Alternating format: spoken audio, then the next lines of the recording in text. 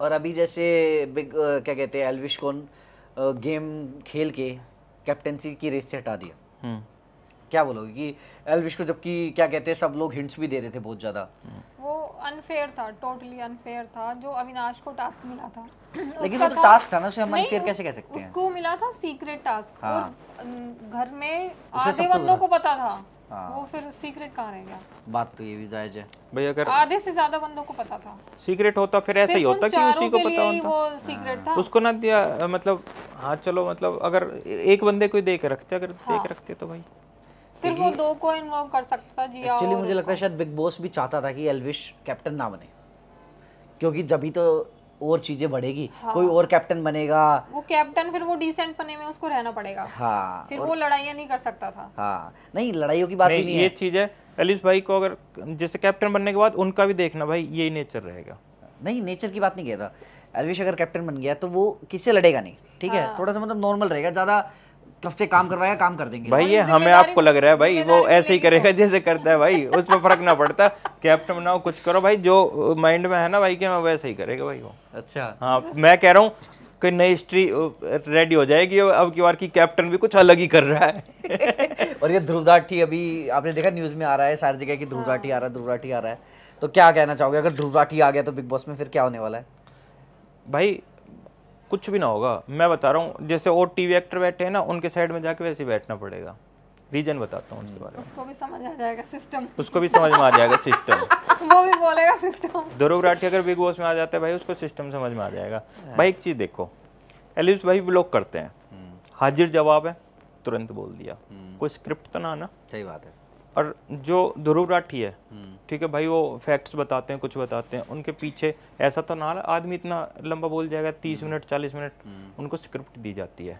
लेकिन big boss में कौन जाके देगा कि ये बोलना है भाई? सही बात है। हाँ, एलिस भाई छोड़, तो वहाँ जाके वो वैसी आशिका की तरह बिल्कुल चुपचाप बैठ जाएगा साइड में, शायद उससे भी ज्यादा चुप। और अब मैं देखूँ, अब हम आते हैं कि बिग बॉस में जो आजकल ये लव साइकिल अभी स्टार्ट हुई है 2-3 दिन से, अब वो क्या लगता है कि एल्विश की किसके साथ लव साइकिल ज़्यादा जुड़ेगी? बेबिका के साथ नाम ज़्यादा चल रहा है या पूजा भट्ट?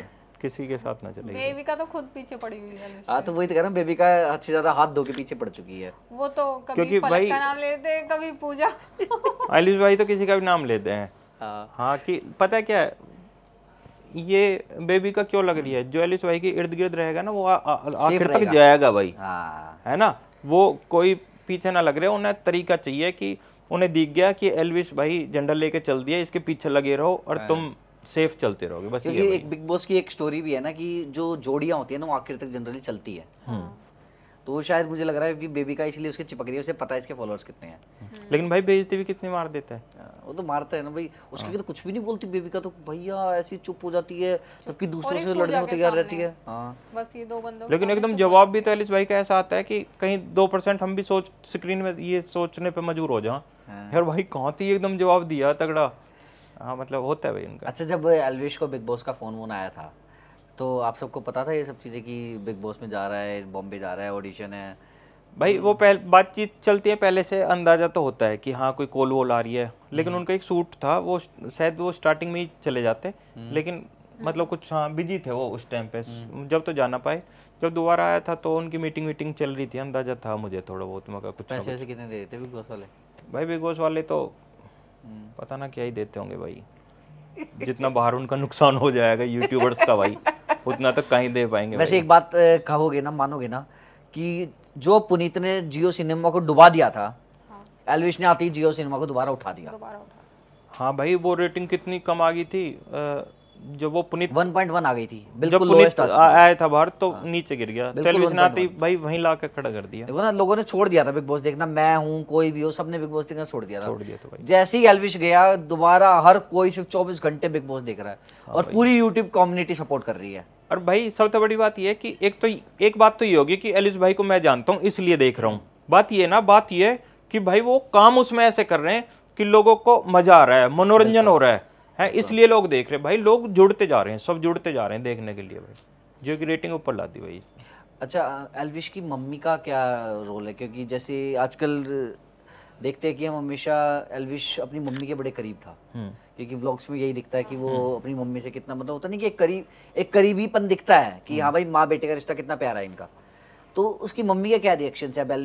जो एल्विश के कैरेक्टर्स चल रहे हैं, जो एल्विश प्ले कर रहा है, भाई उनका मानना है कि भाई जो भी बिग बॉस में सारे अपने बच्चे हैं, कोई दिक्कत ना, मतलब अभी तक जितना भी लोग में देखा है, जितनी उनसे बात हुई है, तो वो ये है कि भाई गेम है, अपने बच्चे हैं, सारे खेल रहे हैं, कोई दिक्कत ना है। लेकिन जो ये जिया ने हरकत करी थी वो साबुन का पानी पिलाने की, भाई ये बहुत गलत करी थी, उसका उन्हें बुरा लगा भाई। वो भी लोग में भी दिख रहा होगा। देखो किसी माँ को ये पता चले कि उसके बच्चे को पानी में कुछ डाल के भाई पिला दिया, उसे बुरा ना लगेगा? सही बात है।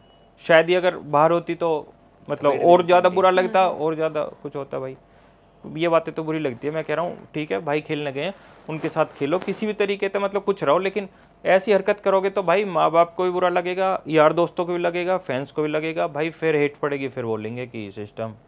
भाई एक बात बताओ, अभी जैसे नॉमिनेशन चल रहा है, एल्विश यादव को 3.5 मिलियन वोट्स गिर गई है 2 दिन के अंदर। हाँ भाई, भाई ये सिस्टम ही हिला डाला यार। मैं कह रहा हूँ भाई, ये जो जनता का इतना प्यार देख के ना भाई, ये लग रहा है कि सच में भाई सिस्टम है। 3.5 मिलियन वोटिंग भाई, जियो सिनेमा ने भी नहीं सोचा होगा कि इतनी वोटिंग गिर जाएगी।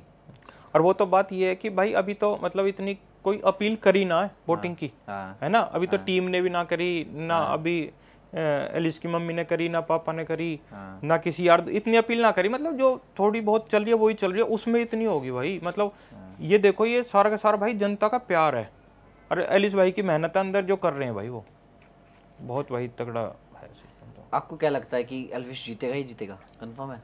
भाई कंफर्म है, जीतेगा ही जीतेगा। अगर बाय चांस नहीं जीतते तो क्या होगा?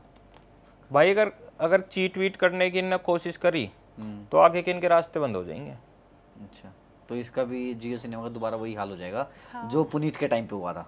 भाई मैं कह रहा हूँ खत्म ही हो जाएगा बिल्कुल। अगर चीट करने की इन्होंने सोची ना तो लोग समझ जाएंगे, क्योंकि अब इसका हार जीत का फैसला भाई जनता कर रही है। लेकिन ये जनता कहाँ कर रही है? एक बात हो ना, आपने स्टार्टिंग में भी देखा था कि फर्स्ट डे जनता के फैसलों को पूरा पलट दिया था इन्होंने अंदर जाके। हाँ, पुनीत को भी निकाल दिया। जनता का फैसले से निकालना चाहिए था ना, अगर पुनीत को निकालना था तो।